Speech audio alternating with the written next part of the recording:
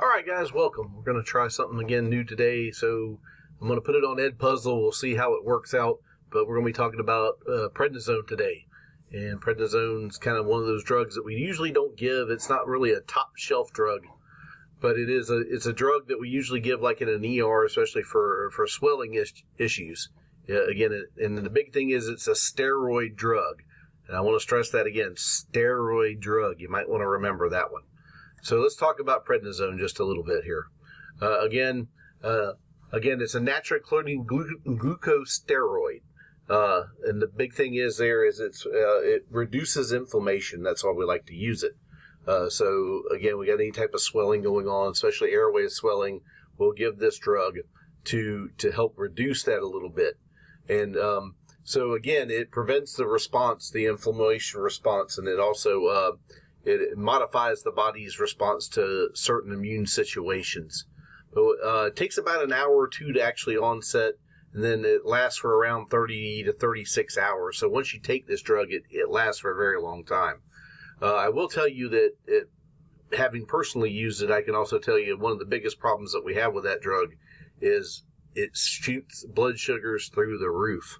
The other thing that it really does really bad is it uses it's a mood alterer, and we'll talk about that here in just a second. So again, we use it COPDers, asthma attacks. We use it to kind of help prevent the reactions that happen with that, and it's a replacement therapy if they have something wrong with their adrenal glands where it's not producing the corticosteroid. They'll use that to replace it. So some of the side effects and kind of the big ones, again, it can actually cause a little bit of shortness of breath, a little bit of hypertension. You can actually cause dysrhythmias. CHF patients, they don't really like it too much. But again, nausea, vomiting is probably one of your bigger ones. And again, the mood swings and the personality changes are huge with this drug. As a matter of fact, one of the complaints you might get is this person just acting really, really weird for them. It really makes you mean. So again, if they got a fungal infection, we definitely don't want to give the steroids because that's only going to make it worse.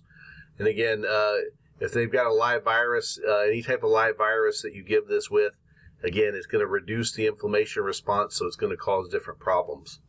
Again, drug interactions, this is a pretty safe drug, but with that being said, the prednisone, it might be decreased with barbiturate use.